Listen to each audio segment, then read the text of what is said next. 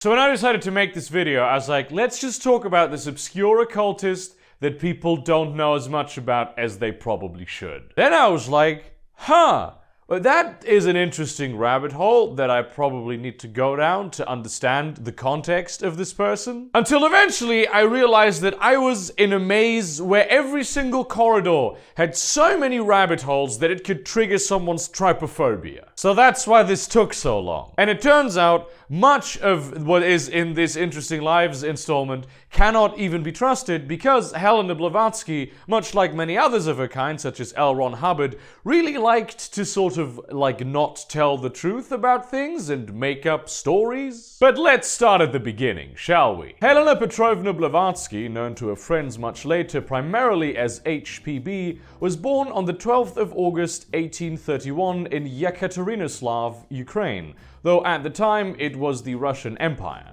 Her original name wasn't even Blavatsky but von Hahn, as she was descended of a somewhat mysterious German noble family that had a bloodline in Russia. Her father was a high-ranking officer in the Mounted Artillery Division of the Russian Imperial Army, and her mother was the daughter of Princess Elena Pavlovna Dolgorakaya, a notable polymath and patron of the sciences of high noble standing and really interesting enough to sort of merit a video of her own. When Helena was born, her mother was sick with cholera, and births, especially at the time, being fairly infectious affairs, the doctors were convinced that neither of them would survive, but miraculously they were both fine. Being a military man, her father did travel a lot, and he tried to sort of keep his family nearby, but not necessarily on the front lines, and he didn't actually spend that much time with them, but home changed a lot. A lot of the time, Helena also lived with her mum at her grandparents', with her grandfather being like a senior Russian imperial administrator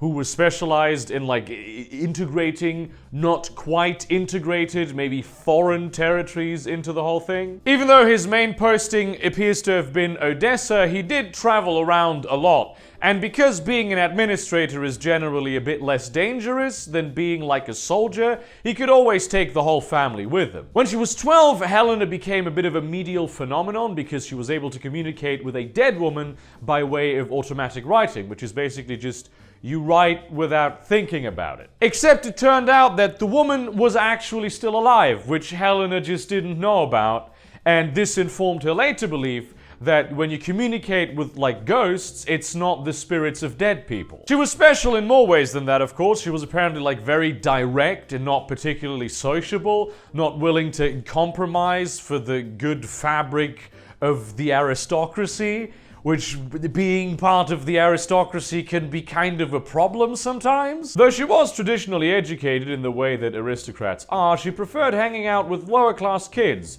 and learned many things from the Kalmyk people, who were horse nomads, as her grandfather worked with them a lot. In her late teens, she allegedly discovered a secret library built by her great-grandfather, who was a Freemason, and which contained a wide variety of texts of mysticism, esotericism, and magic. The location was disclosed to her by visions of an Indian man, whom she would later describe as one of the masters of ancient wisdom. To seek more contact with this mysterious entity, she got deep into esotericism and astral traveling, and to aid these excursions toward him, this mysterious master of ancient wisdom sort of pulled the strings of fate and made sure she ran into certain people who could help her on her journey. Really, it's probably just that she gravitated toward people who shared her interests, which is kinda how people work. On the 7th of July 1849, aged 17, she married Nikifor Vladimirovich Blavatsky, a respected general and administrator who was just way older than her, and moved with him into Erevan Fortress in Yerevan. This was by no means an arranged marriage for politics, but something that she chose for herself, presumably to gain respect and status as a married woman instead of just being essentially a girl as a bachelorette. The reason sure as shit wasn't love though, because after 3 months, she tried to flee back to St. Petersburg, where her dad was. Except wait, no, psych, she didn't even. She went to Constantinople, which is now Istanbul, and from there to Egypt. So this starts the period of her life known as the traveling years, and a lot of historians allege that none of this ever happened, and that she was traveling through Europe for a while, and most of the encounters that she describes having in the far and exotic reaches of the world actually happened in Paris and London. But according to her own story, she saved the life of opera singer Agadi Merovich in Constantinople, and then with him toured for a while, meeting various magicians and spiritists from various traditions. She was a trained pianist, and apparently also a very good one, so he would have her in the band. In 1851, she went to the World's Fair in London, where she actually met the Indian guy that had been appearing in her visions in the flesh. Apparently his name was Moriah, and within the religion Blavatsky would later develop, he was known as one of the Mahatmas. So okay, you are thinking about Mahatma Gandhi now. That is because the word Mahatma means great soul. It is a title for the masters of the ancient wisdom. And though Mohandas Gandhi actually did join the lodge of Blavatsky's religion for a while, much later than this, he got the title Mahatma because of a different context. So it's just the same word, and kind of also like a sign of respect, but he is not like a religious figure in that religion. The Masters of Ancient Wisdom are sort of immortal teachers that can be found in all parts of the world and as part of pretty much all religions, except like maybe Christianity. That doesn't really become clear ever. And it also doesn't become clear if they're just mortals who have achieved like a kind of enlightenment, or like maybe an alien race. Moriah told Helena that in order to fulfill her destiny, she would have to go to Tibet. So naturally, she went to Quebec instead to confer with Iroquois shamans, and then later to New Orleans to hang out with voodoo practitioners. She was trying to look for universal wisdom that was behind and underlying to every and all human religion around the world.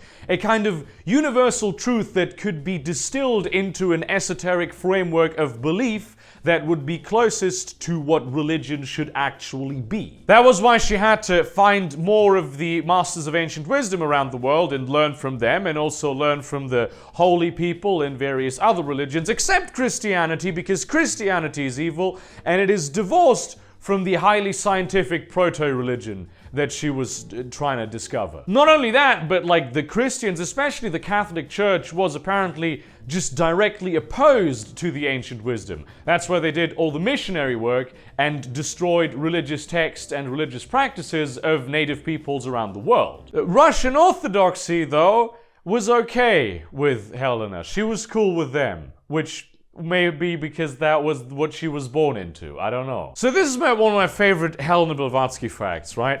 A lot of her work, especially the later work, dealt with race, especially the Aryan race, in which she included like Indians, Europeans, Persians, Jews, and Arabs. Now, even though they were Aryan, which, you know, wasn't as much of a values judgment, but a statement of fact, ethnologically speaking, that actually turned out to not be entirely wrong. Helena really hated the Jews because in her mind, they were responsible for the creation of Christianity.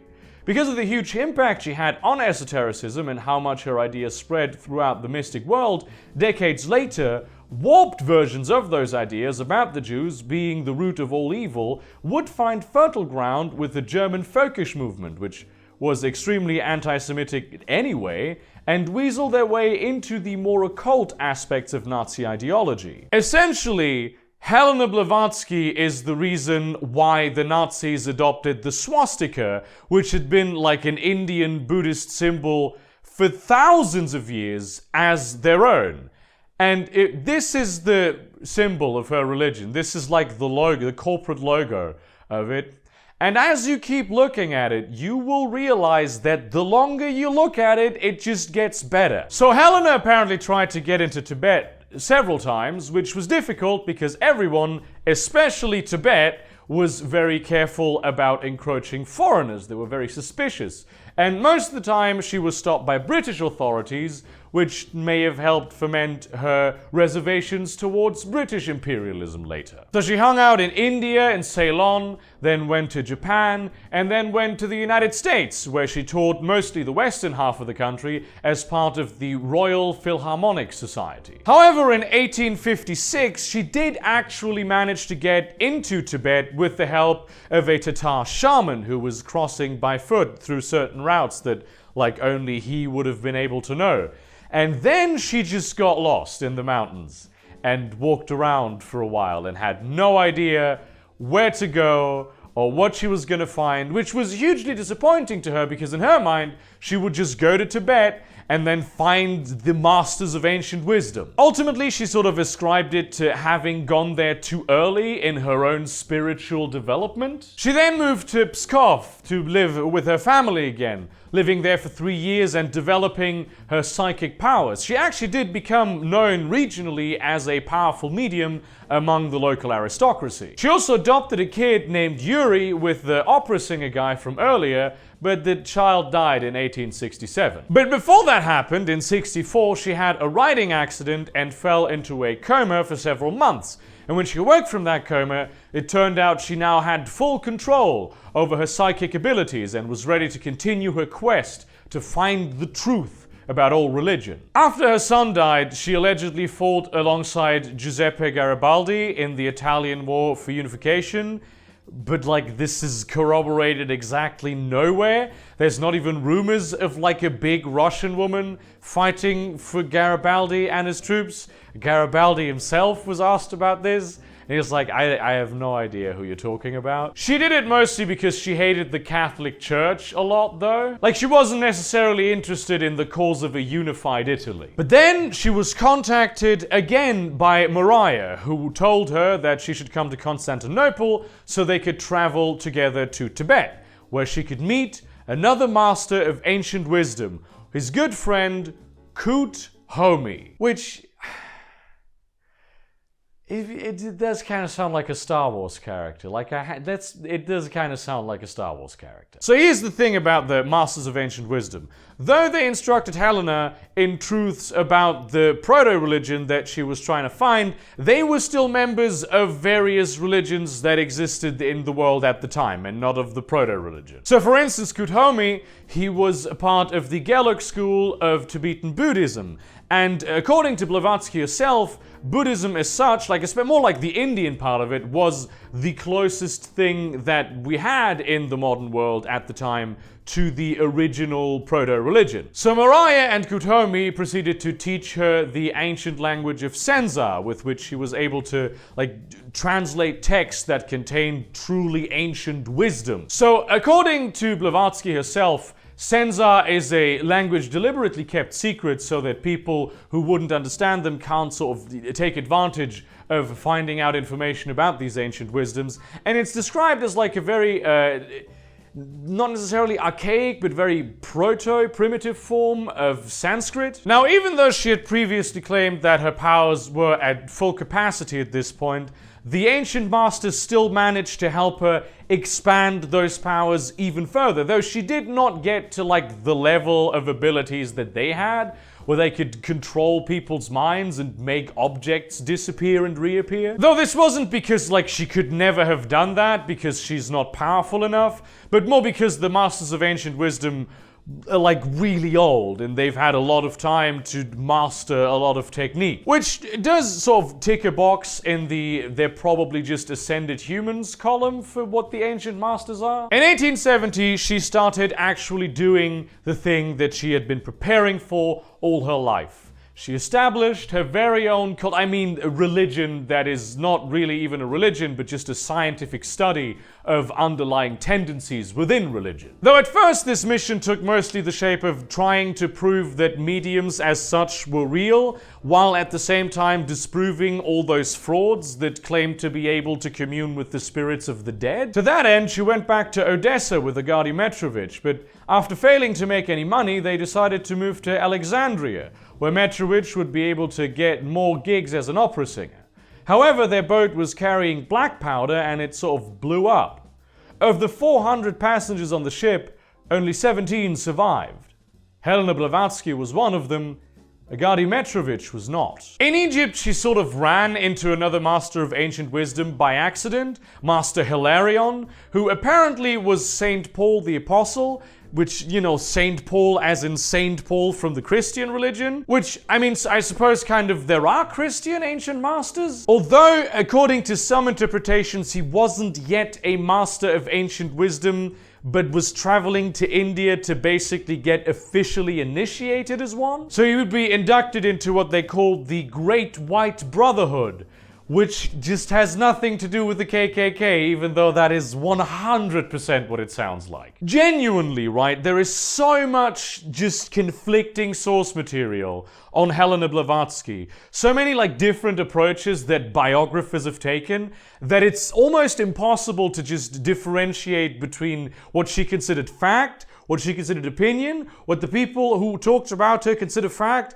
and what their opinion is. It's extremely complex. Get this though. Also in Cairo, she met another master of ancient wisdom called Serapis Bey, who had in his original life been a high priest of Atlantis. And then later he also became Plato and Seneca and was among the ancient masters known as like the thinker. Apparently his immortality stemmed from being reincarnated very often, but that also might have been true of the other masters of ancient wisdom. Mostly though, Blavatsky founded the Société Spirité in Cairo, the name of which I am definitely butchering.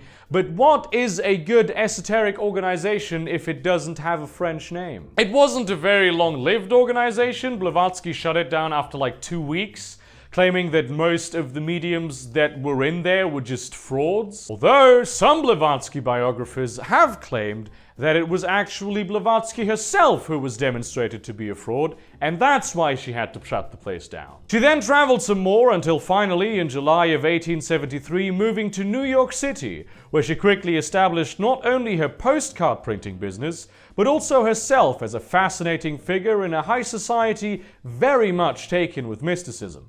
Here she met Henry Steele Olcott, a Union colonel and veteran of the Civil War, as well as a lawyer and journalist. She also met Michael Bettinelli, who was a stalker, basically. He just stalked her because he was so fascinated with her, and eventually she agreed to marry him under the conditions that she get to keep her last name, and also they never have sex, because she was just disgusted by the idea of giving her body to a man. Technically, she was still married to her original husband, and Bettinelli did like divorce her a couple of years later because she actually meant the whole thing about not fucking him. He went back to Georgia, with not the Georgia in the United States, but the Georgia in Europe. Which kind of establishes that Helena Blavatsky, as she herself claimed, probably never had sex. Blavatsky and Olcott became friends just immediately. They had great chemistry with each other. They gave each other the nicknames Jack and Maloney, and I'll leave it up to you to find out who was who. Henry Steele Olcott eventually claimed to be a student of Serapis Bey, who at that point accepted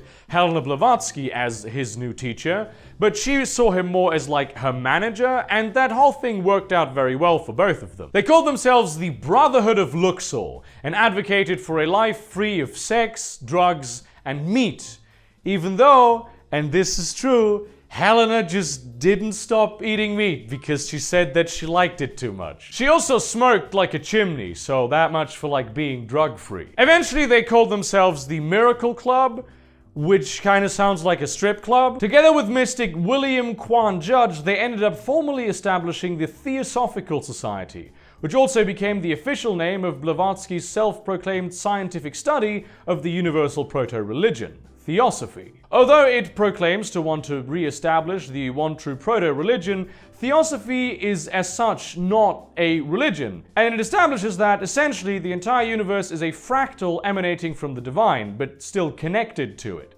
More of a shadow of the absolute truth than the truth itself, but its shape can be made out by those of great wisdom, most notably the ancient masters. Just immediately, a bunch of bored New York City socialites became theosophists, including, and I shit you not, Thomas Edison of light bulb inventing fame. In 1875, the same year that the Theosophical Society was established, she started writing her first book, Isis Unveiled, which in the modern context, you really need to put in the correct context of the past. So even though she was the one who wrote it, she did claim that she was heavily influenced by like a consciousness living inside of her mind. And it turns out that this consciousness was kind of prone to maybe quoting passages from books that already existed to such an extent that Some people may or may not call that plagiarism. Historical interpretations favorable to Blavatsky suggest that she may have had an eidetic memory that she wasn't aware of, and also schizophrenia, which not only would explain having like a consciousness living inside her, but also all of the meetings with like the magical super beings of the ancient masters and just the general sense of being very important and special. Henry Steele Olcott did admit that a lot of the passages in Isis Unveiled were quoted from other books, but he did also make clear that apparently she did not have access to any of those books at the time, and some of them were actually quite obscure. The book made a fuck ton of money. Seriously, it sold like hotcakes. Almost the exact moment that Helena Blavatsky gained American citizenship, she fucked off to India because she didn't like New York anymore. There, she decided to ally with Arya Samaj, a Hindu reform movement that she believed had some common goals with Theosophy. Ironically, Arya Samaj was kind of trying to make some aspects of Hinduism more like the Abrahamic religions, as they advocated for the worship of a single god and the infallibility of the Hindu religious texts, known as the Vedas. Arya Samaj was very happy about Blavatsky's support, and because Theosophy was not really considered a religion, many of its adherents actually became Theosophists, as they too believed that they were working on unveiling an ultimate Unitarian religious truth. Arya Samaj was of course also a movement against British imperialism, which Blavatsky very much found herself agreeing with, because the British were after all trying to convert this whole subcontinent that had religion so close to the original proto-religion to evil Christianity. She steered clear of the British elites and preferred to hang out with the Indian intelligentsia, which actually very much appreciated that she considered them and not the British to be the rightful rulers of the land. Actually, the whole idea of calling the Masters of Ancient Wisdom Mahatmas was something that Indian Theosophists introduced. So the Indian Theosophists did have a huge impact on Theosophy as such, and Helena Blavatsky's teaching did have a still noticeable impact on various branches of Hinduism and Buddhism practiced in India today. In 1875, the first issue of The Theosophist came out, which was a magazine she was publishing with Olcott. It had a huge readership internationally, but especially among anti-British Indian elites. They went down to Sri Lanka, which, at the time obviously was called Ceylon, and officially converted to Buddhism a little under a year later, which some claim that they were the first Westerners to do so, but that does come with a bit of a question mark. They were certainly celebrated for it and held up as champions for anti-colonial independence and respect for various religious and nationalist movements. She actually actively opposed the Christianization of India and Sri Lanka, with Henry Steele Olcott establishing an organization that actively worked against missionaries. After continuing to tour India for a while, she eventually developed chronic nephritis and reluctantly agreed to move to London with Henry Steele Olcott, where she could take care of one of the most important lodges of Theosophy and also be a bit closer to very high quality medical care. She also subjected herself to a test by the Society of Psychical Research, which, when it turned out that they didn't agree she had magical powers, she started calling the Spookical Research Society, which I'm sure, for the standards of comedy at the time, was hilarious. So at this point in time, someone who had been one of her closest associates thus far, a woman named Emma Coulon, managed to get like an expose published in The Times after she was accused of misappropriating Theosophist Society funds. The expose consisted mostly of a series of letters that Blavatsky had allegedly written, proving that she was a fraud. This led to a massive split and leadership crisis within the Theosophical Society, with most of the western half sort of falling apart, and like the eastern half of it, with all the Indians remaining very loyal to the ideas of Blavatsky, but not necessarily Blavatsky herself. The SPR report on her fraudulence also resurfaced in the public eye because of this whole situation, and even though it was later recanted,